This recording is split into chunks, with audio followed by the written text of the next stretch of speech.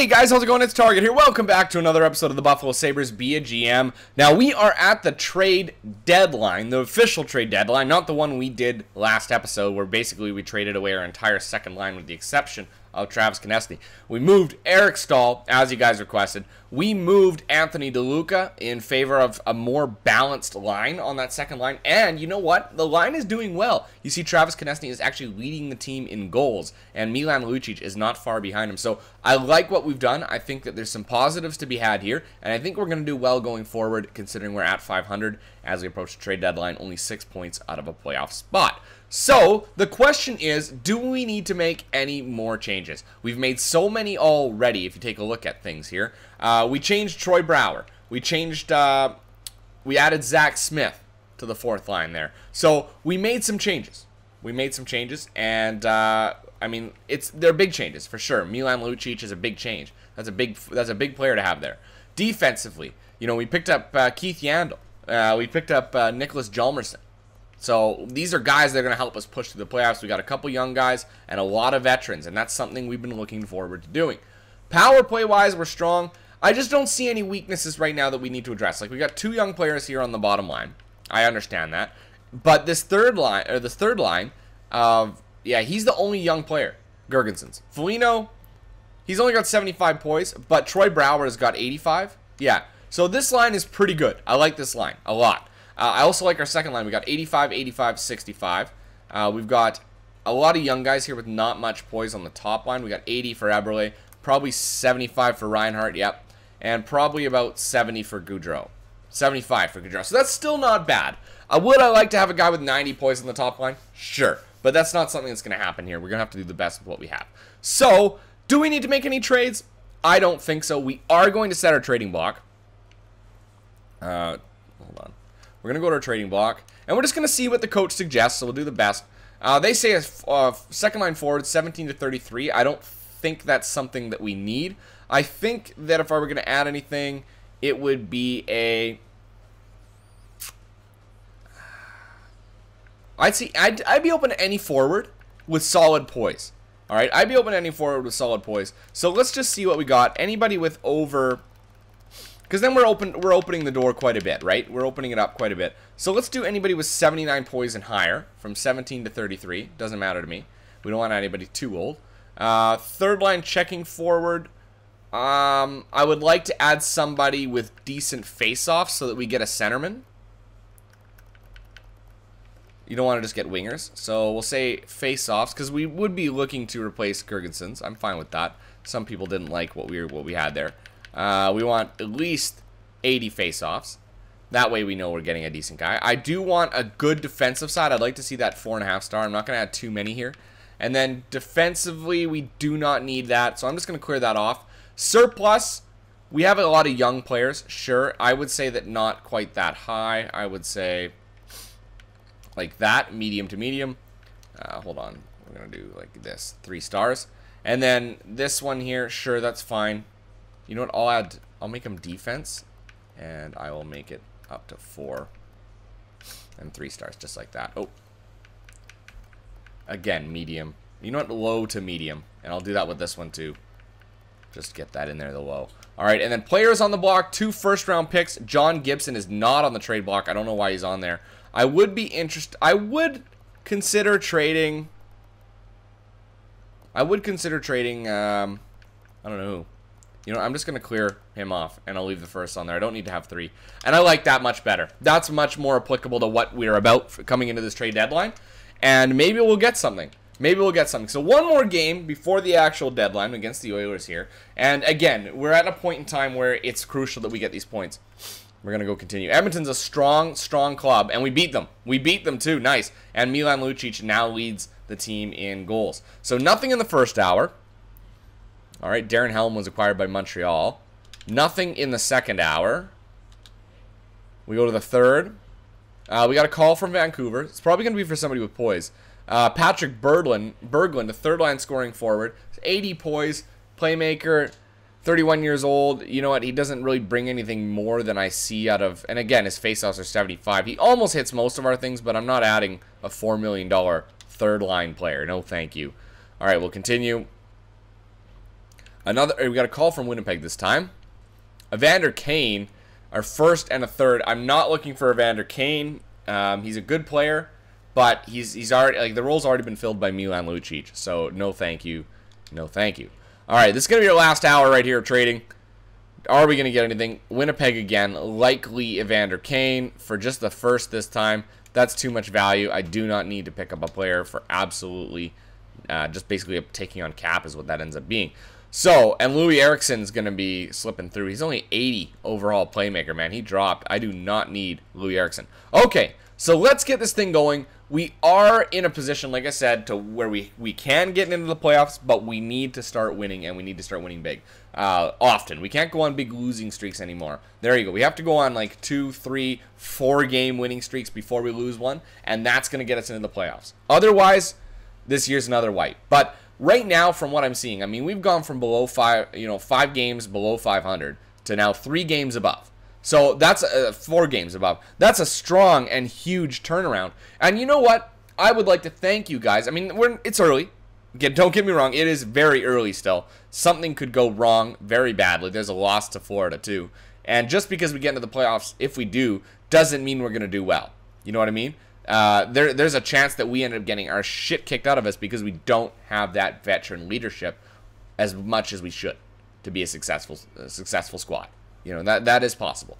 But you know what? The nice thing is, next year, we'll just do our scouting here. I don't need to add goalies. What do we got? Russia's got some forwards. What about the WHL again? Top 5, top 10s. You know what? I'll scout the WHL again for 3 weeks. 4 weeks. There we go. We got Florida coming up again. We got Florida quite a few times from the looks of things. Anyway, man, I keep losing my train of thought. I lost it last episode. I've lost it this episode now. Wow, we beat Florida too. 3-2 the score there. And look at this. This is fantastic. We're going on a huge win streak now. Travis Konecny now has 30 goals. So yeah, we went from 5 below 500 to 4 above 500. And like I said, sorry, that's what I was talking about, was that even if we get into the playoffs, we could get shit kicked. I would still like to thank you guys for the suggestions, all right? One of the things that you made me realize is that I wasn't going by my own tips, my own tricks that I was giving you guys. I wasn't doing that. I wasn't practicing what I preach. But in order to do that, I had to sacrifice some of the realism that so many people were looking for. So, for those of you that are disappointed that the realism has gone down, I can understand where you're coming from. Don't get me wrong, I can definitely understand where you're coming from. But know that we're going to be keeping that realism within check a little bit. We're going to take it with a bit of a grain of salt, because I feel like there is a certain level that you can only go to before you have to realize it's a video game. And I say that every time when I hear this crap about realism. It's a video game, for God's sake. You know, you're going to win. You're going to have to do some things that are excessive. You're going to lose some, too. All right, so let's see where we stand now. John Gibson is up there for goals against average, and he is up there for save percentage, so it's an increase on a shitty start to the season for sure. He is leading the league in wins with 34 wins. That means our backup goalie has 2. We aren't up there for points. We aren't up there for goals. We are close, though. Assists, we are not bad off, but we're not going to get there. We are at 83 points. We are in a playoff spot as it stands right now. We're actually taking over the spot of the New York Islanders, and we've got a 3-point lead on the team behind them. So, and New York Islanders in New Jersey. So if we can keep a strong pace through these final chunk of games, we will make the playoffs. If we can keep that strong pace. Because you can see, Philadelphia's at 80, and then below that, 76, 74, 74, 73, 73, 72. So a lot of those teams are already out, pretty much. It's just us. It's basically Buffalo, Philadelphia, New York, and New Jersey, and even, like, Washington isn't even that far into the playoffs, right? But it's the top 3 from each division, so they're going to make it. So, again, we've got a tough show ahead of us. We got New York up next. New York is a little bit further back. We've got Washington up. They are in the race. Boston is above us. Toronto is above us. And Montreal is above us. So these first 2 games, I think, are must-wins for us if we want to get into the playoffs. So let's see how things go. We'll go one at a time. One at a time, and we'll gauge it. But I think we can do this if we win these games systematically. So New York's a big one. They are an Eastern Conference team. They're beatable. There you go. So that's what we're looking at right there. There's a 3-1 win over the New York Rangers. All right. Now we got Washington. Now this one's crucial because the Washington Capitals, if you look, are 87 points. We are at 85. Okay. They're 2 points ahead of us right now. So this one will tie us with them if we can win the game. Will we win the game? They got Alex Ovechkin, but we've got some strong players too. We've been playing really well. I didn't even see it. I think we won that one, if I'm not mistaken. Hold on. I didn't see it. 38. I think we did, because I think we were at 37, and we did beat them. We beat them 2-0 too. So we go back to the points. Team standings. We are now at 87 points. It looks like they played again. We do have a 3-point lead on Philadelphia still. So we're still at that point in time where we have to win, right? We still have to win. So we got 3 games left. Boston's up next. There's going to be a bit of a lull here. So some teams could catch up, and we lose to Boston. All right, we're not out yet. We had a 3-point cushion, but we do have Toronto now. All right, and we do need to look at the standings one more time. This is going to come down to the wire, guys. It's going to come down to the wire. Team standings. 87 points. Philadelphia's at 86. So we're at that point in time now where we need to win both games if we want to secure our position. And we could still finish quite high up. Like, we're not going to finish any higher. We're going to knock one team off out of the Metropolitan Division because it's so weak. But we do need to win these games. So we're going to actually sim in the game because these are pretty much like playoff games. All right, and they're strong teams. So first period against Toronto, 0-0. Second, 2-1. That's good. There you go. And we'll go time 6 here. Up 2-1, the Buffalo Sabres making that push. There you go, Jordan Eberle on the power play. Rips one by Jonathan Bernier. You know, I'm really looking forward to playoff action. We haven't had it. We really haven't had it yet. And it's been, like, what are we on, episode 32? Unbelievable. There you go. Beat the Toronto Maple Leafs. That's a big, big game for us. Milan Lucic will grab an assist. And Falk will grab a couple assists himself. Look at this team go. Gaudreau with 46 assists, 47 assists. Konechny with 34 goals. We've got a nice 1-2 punch rolling now. All right, Montreal is the last team of the year. If we take a look here, we're at 89 points. And the teams that are pushing us are at 88 points each. So our destiny is in our hands. If we can win this one, it's game over. There's nothing they can do to catch us. But we need to win this game. And it's against Montreal, who are they first in the league? No, but they are third in the league. So this is going to be a tough matchup against Montreal. Third in the league versus whatever we are, which is not as competitive as we should be. All right, here we go. Montreal Canadiens, Buffalo Sabres. First period, 1-0, we're down. Jason Spezza gets the goal. Second period, 2-1, we're down. All right, we're going to go time 6. Johnny Gaudreau's got our goal here. We're going to the third. Yes! Wow, from the fourth line, ties it up, rips one by Carey Price. We're getting outshot in this one, so we've got to push the envelope. And then Galchenyuk scores late in the third period.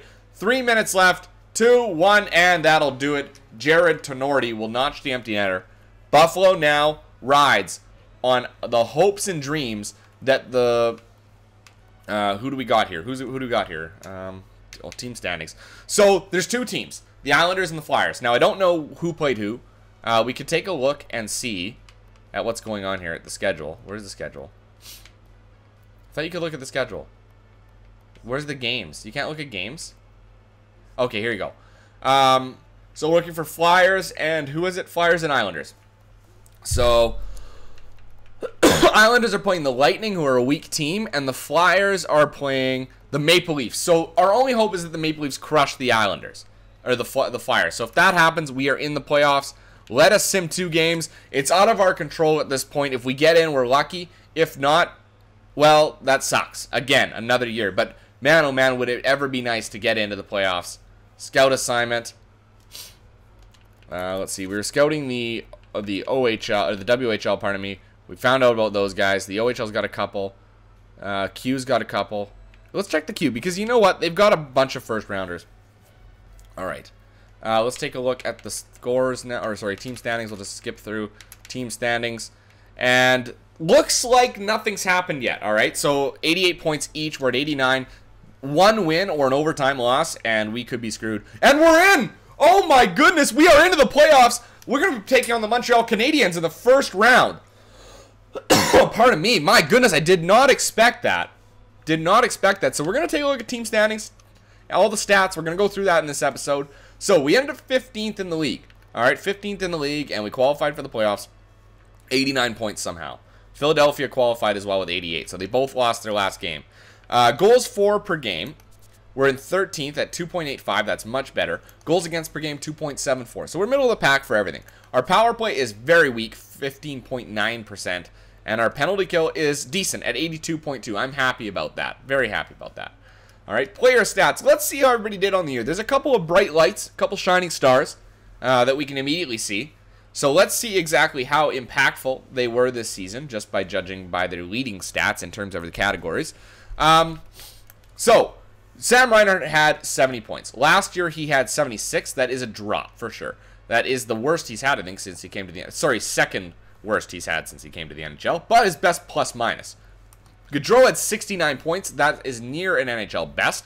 I'm liking it, though. That's really good numbers for him. Jordan Eberle had 62 points. That's the same as last year, but way less than the year before that. Keith Yandel is actually our fourth leading scorer. It was 60 points. That's fantastic. Good for him. Wayne Simmons had 57 points. A lot of it not with us. Lucic had 54. Konechny had 54 points. He dropped off a little bit, but that's his best year he's had, and he's going to jump up because of it. Shattenkirk had 52 points. That is fantastic. He always routinely puts up those solid numbers. Justin Falk, 45 points. It's in about his wheelhouse. It's a little bit low. D'Angelo had 27 points, 14 goals. Awesome job for him in his first NHL campaign. Gergensons had 27 points himself. That is actually his best he's had, but a minus 11. We might need to change that up. Minus 4 for Foligno. He's got up 24 points. Troy Brouwer had 19 points, a minus 2. Hjalmarsson was a minus 7 with 15 points, but he's a shutdown guy. Nicholas Waugh, 13 points in his first... This is his first NHL campaign? It is. And Zach Smith, 13 points in those games, and we're pretty much it. Pavel Zacha, only 10 points in his first NHL campaign. Not exactly the ideal situation for him, but I don't think he's going to be jumping up. Goalies. All right, Gibson and Wilms. Gibson had a 9.179 save percentage, not bad. 5 shutouts, and goals against average, I missed it, sorry, of 2.40. Wilms had a 2.85, 90.19, and 2 shutouts. So not bad, I guess, for the backup goalie, but we could be better.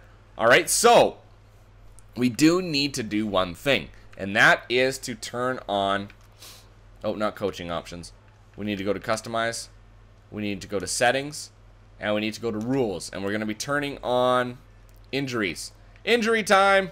All right, so this is where we're going to be playing with some injuries. So we might need to do some call-ups. We'll see how things go. I'm going to leave it there, guys. Make sure you hit that like button for finally making it into the playoffs. But the thing is, the more you like the video, the more likely we are to go into the next round and further. So the more likes we get, the more likely we are to win the Stanley Cup. It's scientifically proven, guys. Scientifically proven. So smash the like button. If you're interested in checking us out on Facebook and Twitter, we're available on both. Links are down in the description below for those guys. Come out and check it out. And as always, don't forget to leave a comment. Let me know what you think. Until next time, I'm Target Audience, and I'll catch you guys out on the ice.